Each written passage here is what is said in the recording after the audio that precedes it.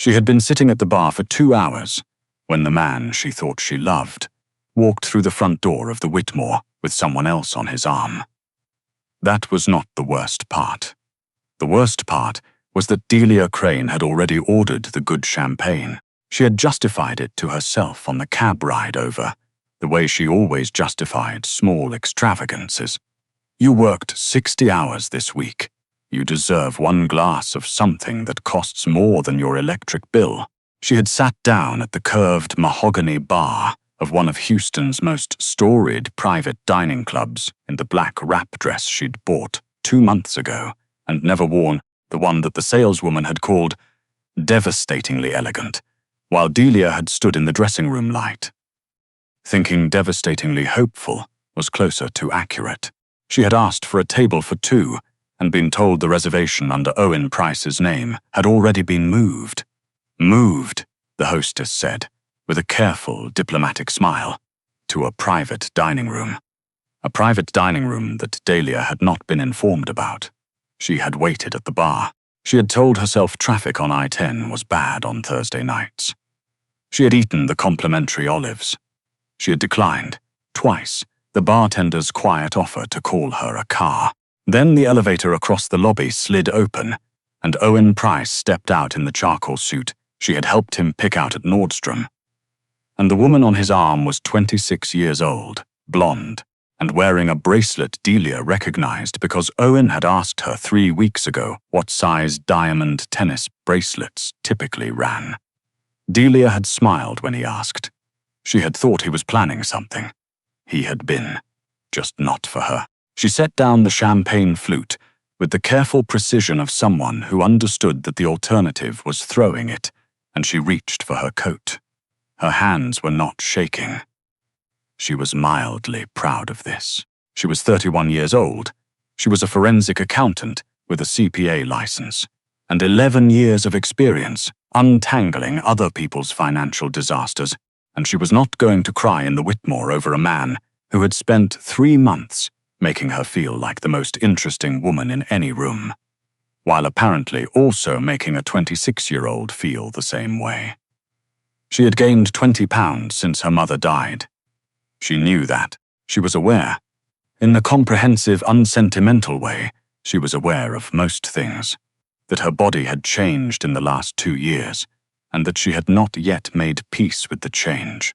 She was also aware, though she tried not to dwell on it, that Owen had never once, in 3 months of dating, introduced her to a single friend or colleague.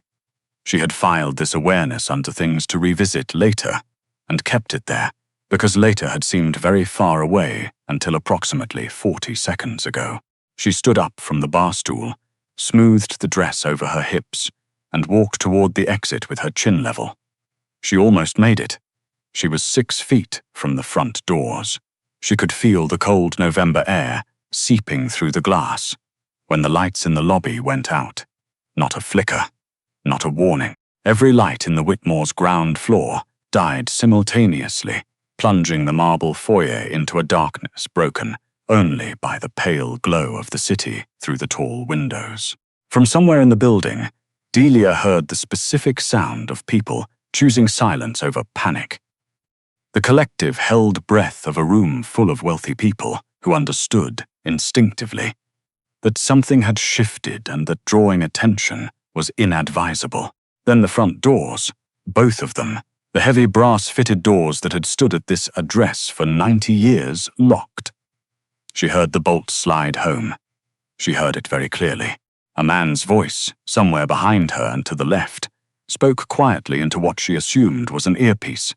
"We have the floor." Delia did not move. She had spent 11 years in forensic accounting. She had sat in depositions with federal prosecutors. She had spent 4 months embedded in a shipping company in Galveston, methodically documenting the discrepancies in their import ledgers, while being fully aware that the men whose money she was tracking were not the kind of men who accepted audits graciously. She understood, in a bone-deep professional way, what it felt like to be in a room where the power had shifted and running was the wrong choice. She stood very still near the locked door and watched. 4 men came down the staircase from the mezzanine level. They moved the way certain men moved. Not quickly, not loudly, but with the absolute certainty of people who had never once in their adult lives been told no. They fanned out across the lobby without speaking. The few guests who'd been lingering near the concierge desk were quietly, firmly redirected toward a service corridor. The 5th man came down the stairs last. Delia had grown up in Houston. She knew the name Bastien Vare the way she knew the name of the mayor, the head of the Port Authority, and the primary shareholder of the city's largest private hospital. As a weight in the air, something you felt before you understood it. The Vare family had been in Houston for 4 generations. Their legitimate interests included shipping, real estate, and a construction firm that had built a significant portion of the city's downtown infrastructure. Their illegitimate interests were not discussed in polite company and not investigated by people who intended to keep their careers. Bastien Vare was 41 years old and looked like a man who had been sculpted specifically to occupy the top of a hierarchy. He was tall, not aggressively so, but tall enough that every room recalibrated around him. Dark hair, silver at the temples, a jaw that looked like it had been set in disapproval, so long the expression had become structural. He wore a black suit that had clearly been made for him by someone who understood that his shoulders were a load-bearing architectural feature. And he moved across the lobby with the unhurried deliberateness of a man who had never needed to hurry for anything in his life. He was scanning the room. Delia understood with the same professional clarity that had served her in 11 years of following money through labyrinths, that she should not be scanned. She took one careful step sideways toward a column. Bastien Vare's eyes found her anyway. He changed course without breaking stride, walking directly toward her the way a compass needle swings north, not with urgency, but with the inevitability of something obeying a law of physics. He stopped 3 feet away. Up close, the coldness of him was not cruelty. It was more like weather, something you didn't take personally because it wasn't personal. Yet, he looked at her dress, at her coat half on over her arm, at the exit behind her. Something in the calculation of his expression shifted almost imperceptibly. "You were leaving," he said. His voice was low and unhurried, with a faint trace of something. "New Orleans, maybe, or the Gulf Coast. Something coastal." "I was," Delia said. She kept her voice level. She was good at level. "Where is Owen Price?" The name hit her somewhere behind the sternum, and she absorbed it without letting it reach her face. She had spent 11 years not letting things reach her face. "I genuinely," she said, "have no idea."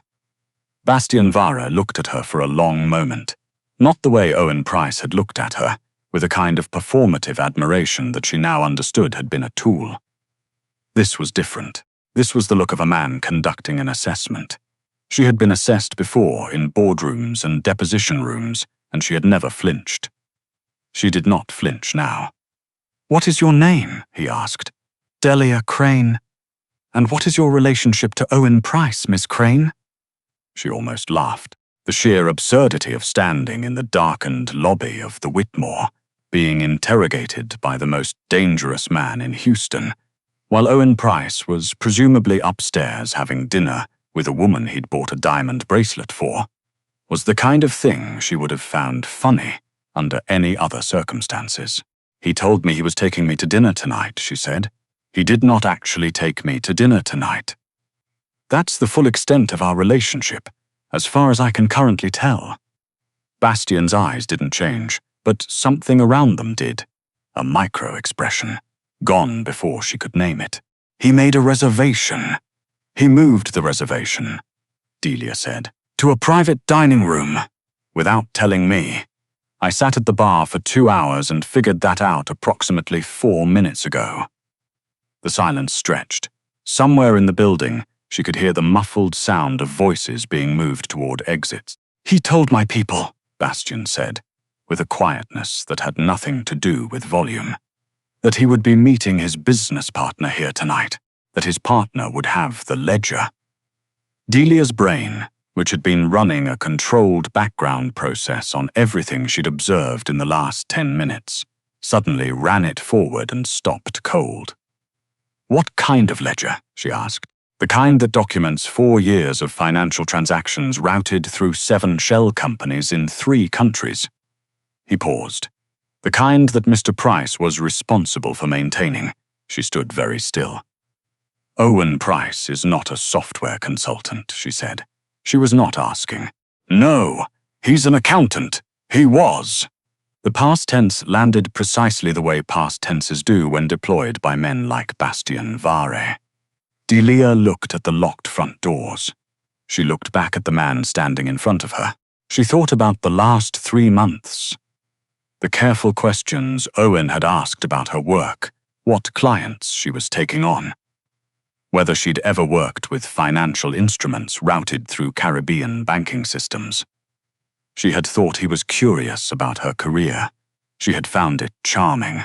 She had told him about a complex offshore case she'd closed 2 years ago in meticulous, professional detail because she had been trying, in the way that cautious women try, to seem interesting. The heat that moved through her was not embarrassment. It was white, structural fury, the kind that doesn't waver or apologize for itself. "He asked me about offshore routing," she said. Her voice was completely flat. "He asked me which banking systems I'd encountered in my case work. He asked me about documentation protocols for undeclared foreign accounts."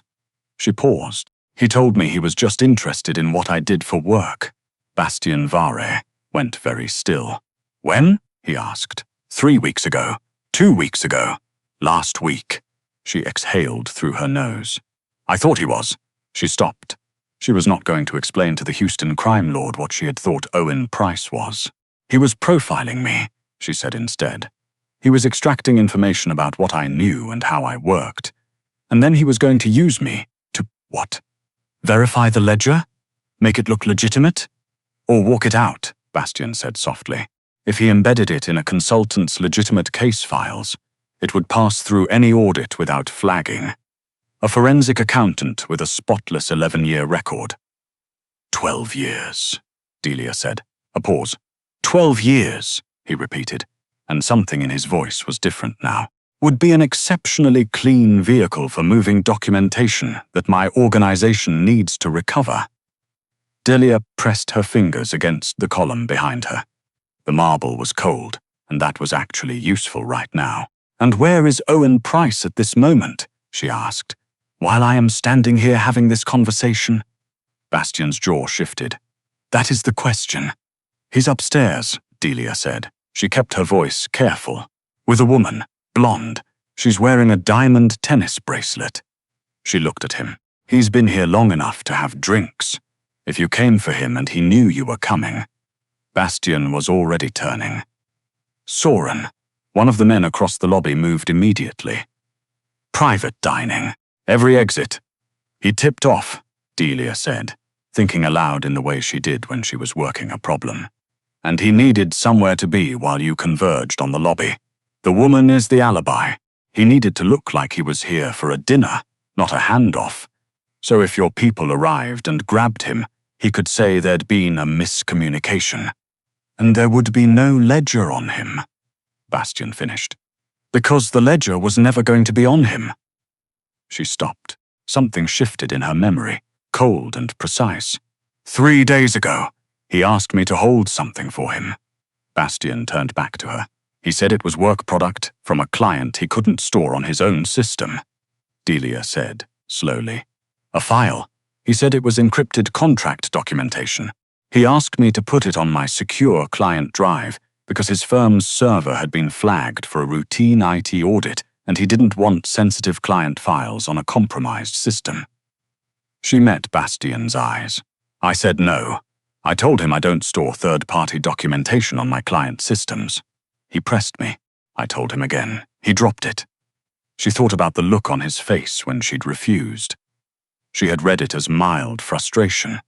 She understood now that it had been something else. "He couldn't get you to take the file," Bastien said, "so he planned to feed me enough of his process over dinner. that I would either help him reconstruct it from memory or validate whatever documentation he produced through my professional credibility. She felt sick and didn't let it show. He was going to use my reputation as a forensic accountant to legitimize stolen ledger documentation. He just needed me to not know that's what I was doing. Bastianvare looked at her for a long, quiet moment. The lobby was nearly empty now. The city glowed cold through the tall windows. Somewhere above them, his men were moving through the mezzanine level.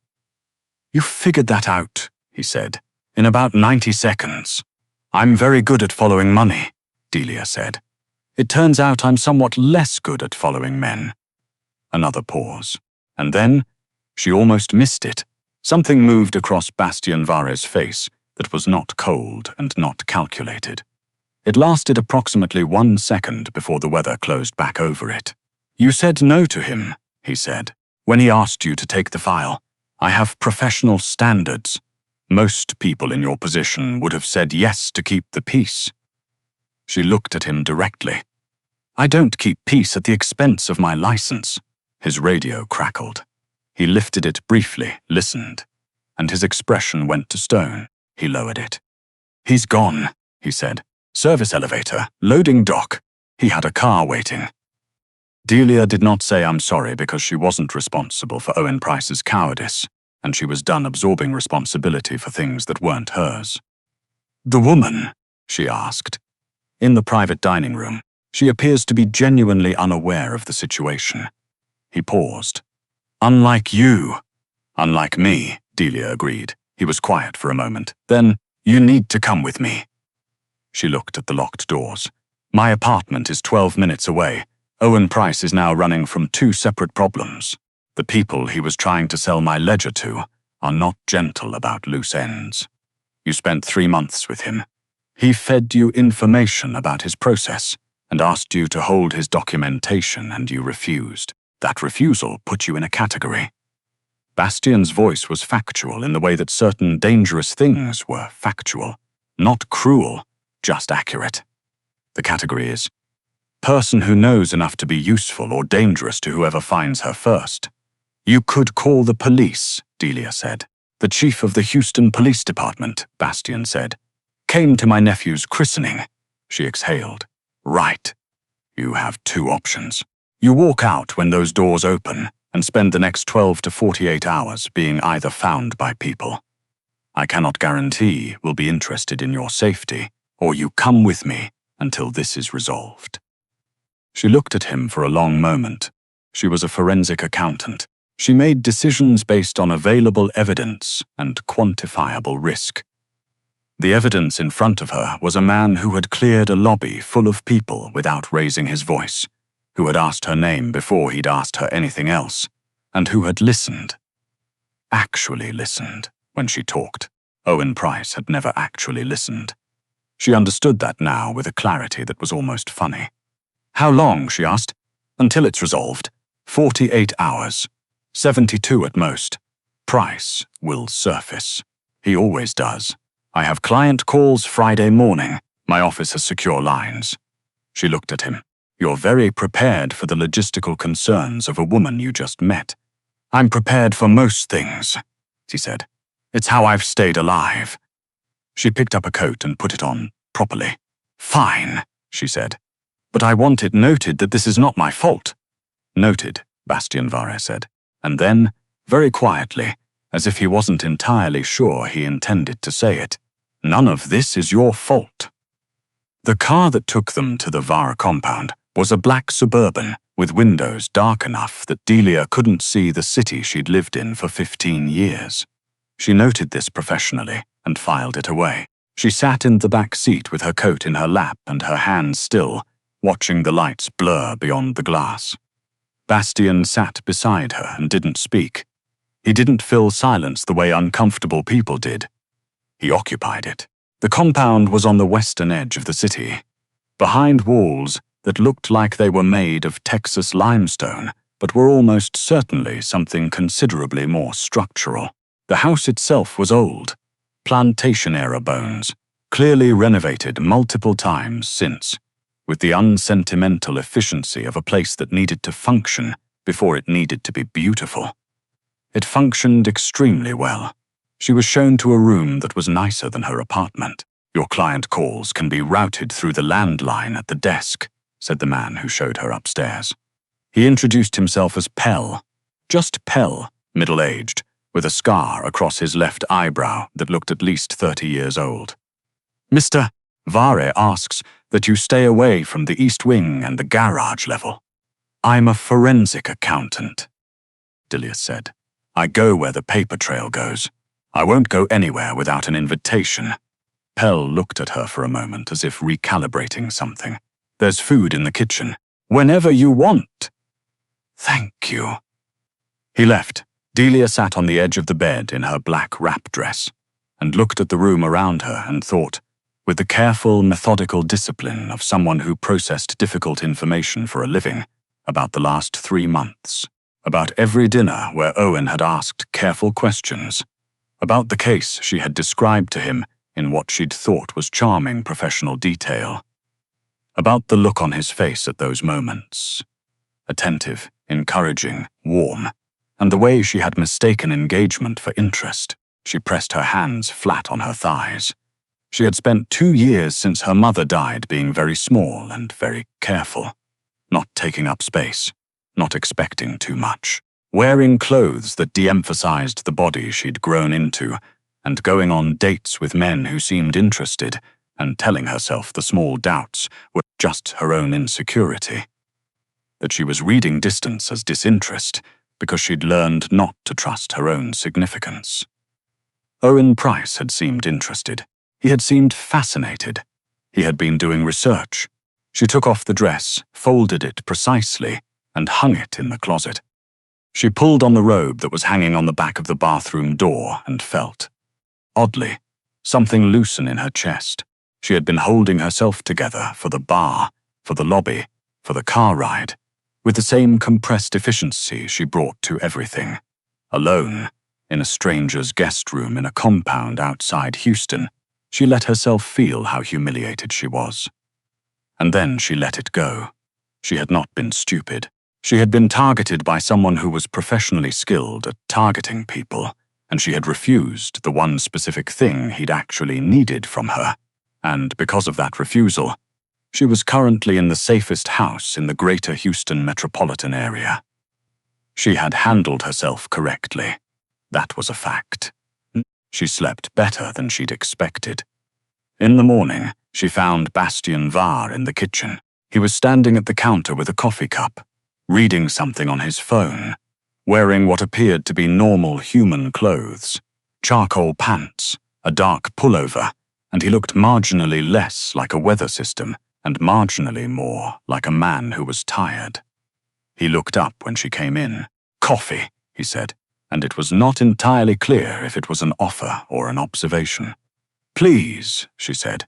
He poured it without being asked how she took it, and then when she reached for the cup, he passed it black and waited. She got the creamer from the open refrigerator and added it herself, and he watched this with an expression she couldn't quite categorize. "Pell said you have client calls at 9, he said. 8:30. I have a prep call first. The landline's been set up. Thank you." She wrapped both hands around the mug. "Any news on Price? He crossed into Louisiana last night. We have people on the road." He set his phone on the counter. "There's something else." She waited. One of his contacts reached out this morning, someone he'd apparently promised the ledger documentation to, independently of the people he was trying to sell it to. A third party. Bastien's jaw tightened. He told this contact that his forensic accountant had the documentation, that she was holding it for him, that she would cooperate. Delia set down her coffee cup. "He sold me as an asset he doesn't have. Yes, to people who will come looking. Yes." She took a breath through her nose. "He has remarkable confidence," she said. "For a man who currently has nothing. It's not confidence," Bastien said. "It's desperation. He's trying to buy time by promising things he can't deliver. The problem is the people he's promising them to. Who are they?" He looked at her for a moment. The Havelock Group. They run financial laundering infrastructure for 6 independent criminal organizations across the Gulf South. They are not, he paused. They are not people who accept disappointment gracefully. And they think I have their documentation. They think you're the access point. Yes. She stood in the kitchen in the grey morning light, holding her coffee, thinking about Owen Price out there in Louisiana somewhere, selling her name to people who would come looking for her, with the complete cold confidence that she would be there to be found, that she was exactly where he'd left her, available, compliant, and unaware. "I'd like to help," she said. Bastien frowned. "What? I'm a forensic accountant. If the Havelock Group is running laundering infrastructure for 6 organizations, there is a financial trail. There is always a financial trail." She looked at him. "I can follow it. If I can map the routing structure, you'll know exactly what the documentation price was selling actually contained, what it was worth, and, possibly, where he's going with it." The kitchen was quiet. Outside, somewhere on the grounds, she could hear what sounded like 2 of Bastien's men talking in low voices. "You would do that," he said slowly. "For what? To be done with this," she said. "To be safe." And she picked up her coffee again, because he told a contact that I was his forensic accountant, and I am nobody's anything without my knowledge and consent. Something shifted in Bastien Vare's face. Not the micro-expression she'd caught last night in the lobby, something more open than that. Something that lasted long enough to look at. "If you do this," he said carefully, "you will know things about my organization's financial structure. I want you to understand what that means." "It means you'll need to trust me," she said, "the same way I'm currently trusting you." A very long pause. "All right," he said. She nodded. "I'll need a workstation. Dual monitors if you have them." She picked up her coffee. "And I need to know that my client calls are genuinely secure, because I have a manufacturing company in Beaumont who deserve my full attention, and I am not going to shortchange them because of Owen Price's poor life choices." Bastien looked at her for a moment, with an expression she still couldn't fully name. Then he picked up his phone and made a call. "Pell, set up the secondary office for Miss Crane, dual monitors, full security stack." A pause. "Yes!" He hung up and looked at her. 40 minutes, thank you," she said. He said nothing, but he refilled her coffee before she asked. She worked for 14 hours. She was good at this, good in the way she'd always been good at things that required patience and lateral thinking, and the willingness to look at a number that seemed to go nowhere and believe, with genuine professional faith, that it went somewhere. The Havelock Group's financial structure was deliberately fragmented, routed through shell entities in Belize, Nevis, and a particularly creative series of Delaware LLCs that had been structured to look like a regional heating and cooling distributorship. Bastien checked on her twice. The second time, at just past 9 in the evening, he brought food that she ate without looking up from the screens. "You're still here," he said. "I found the Delaware layer," she said. That's always the interesting part. When you see the mundane structure, the HVAC company, the parking lot maintenance firm, that's when you know someone genuinely sophisticated built this. The elaborate structures flag. The boring ones hide. He set a plate next to her keyboard and looked at the screens. "What are you seeing?" She talked him through it. She didn't simplify. She used the actual terminology, and she watched his face as she did, watching for the particular micro-expression people got when they were lost but too proud to say so. He didn't get it. He followed every word. "You understand this," she said. "I built something similar," he said, 12 years ago. Before I had people whose job it was to know this, and now you let other people know it. I trust the people I hire. You trusted Price. I trusted the systems around Price," he said carefully. "There's a difference. Systems don't have incentives. People do." She looked at him. What was his incentive? A woman he owed money to. A lifestyle he couldn't afford on what I paid him. The usual. His jaw tightened. He was very careful for 4 years. Then he got impatient. People always do, she said. Not all of them. She looked back at the screen. I found the primary routing number, the one the ledger documentation was protecting. If Price sold it to the Havelock Group, they would have access to. She stopped. She did the math. That's a significant amount of money. Yes, Bastian said. He was willing to burn 4 years and a professional relationship and someone else's safety. Delia said quietly, for numbers in an account he'd never actually see in cash. He would have seen it eventually. No, she said. He wouldn't have. People who move money like this don't cash it out. They use it to buy access to the next thing. The money's not the point. The leverage is. She paused. He was trying to buy protection, not wealth. He was scared of something. Bastian went quiet for a moment. He had a debt to the Havelock Group, predating his employment with me. He came to me because it was the only offer that would let him pay it down. He looked at the screen. He paid it down for 4 years, and then apparently decided the remaining balance was easier to settle by stealing from me than continuing to service it through legitimate work. Because he got tired, Delia said. 4 years of being good is exhausting when you're not actually good. A pause. That's very precise. I've followed a lot of money. The stories are all the same underneath. She found the last route map at 11:40 that night, a series of correspondent banking relationships that linked the Havelock Group's primary entity back to a clearinghouse in Houston. She recognized from a case she'd closed in 2021. She had not realized at the time that the clearinghouse had connections to the Vare organization. She understood now why Owen Price had been so interested in that particular case. She told Bastian. He made 4 phone calls in the next 20 minutes, and the room got quieter in a way she was learning to read. Is it handled? She asked. It's contained, he said. Price is in Lafayette. My people have him. The Havelock Group? They've been informed that the documentation was never transferred. They've been shown proof of this because you provided it. He paused. They're not pleased with Price. That's not my problem, she said. No, he said. It isn't. She sat back in the chair and looked at the screens.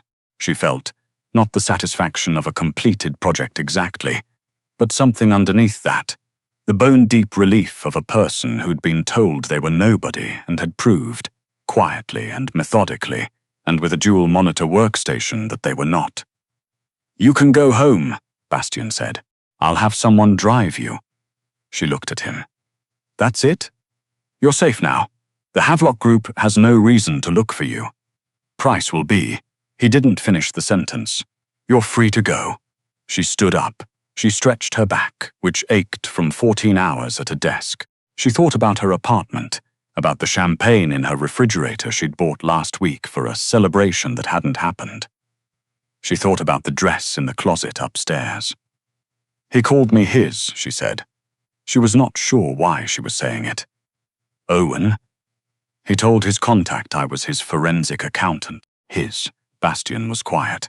I'm nobody's anything, she said. I've established that. You have, he agreed.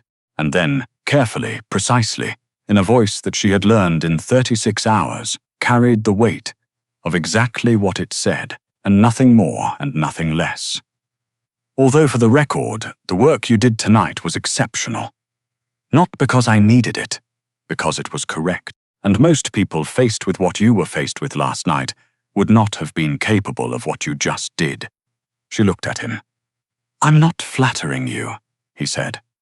I don't flatter people. I'm being accurate. I know, she said, and she found to her mild surprise that she did. She didn't go home that night. She went home 3 days later, after Bastian's lawyers had confirmed the all clear, and Pell had returned her phone with a security sweep completed that she had not asked for, but found she didn't object to. She packed the black dress carefully. Bastian drove her himself. He didn't explain why. He simply appeared at the front of the house with his keys and the Suburban, and opened the passenger door, and she got in, because she was becoming fluent, in the particular language of a man who acted instead of explaining. They were 20 minutes into the drive before he spoke. "I'm going to need a new accountant," he said. She looked out the window at the highway. "I'm aware. I mean a legitimate one. The financial infrastructure on the Havelock-adjacent accounts needs to be properly restructured and documented for tax purposes." A pause. "Among other purposes." "Among other purposes," she repeated. "I'm not asking you to be anything other than what you are," he said. "A forensic accountant with a 12-year record and professional standards she does not compromise." She turned to look at him. He kept his eyes on the road. "That would be a significant professional risk for me," she said. "Yes. I would need full visibility into the legitimate structures, and I would need your word, unambiguously, that I would not be placed in a position like the one I was placed in Tuesday night. Ever." He was quiet for a moment. "You have it, and I would need it in writing." The corner of his mouth moved. "I'll have my attorney draft it." She looked at him for a long moment. In the late afternoon light, the silver at his temples caught, and he looked, not softer exactly, but less like a weather system and more like a specific person who was tired and careful and very used to being alone. "All right," she said. "Send me the scope." He nodded. Outside, Houston moved past them in the November light. The highways and the skyline, and the neighborhood she'd spent 15 years learning to navigate.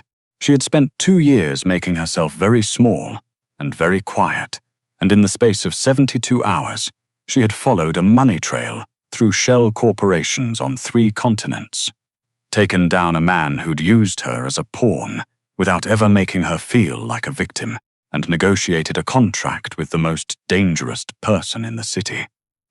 She straightened her coat. She faced the road.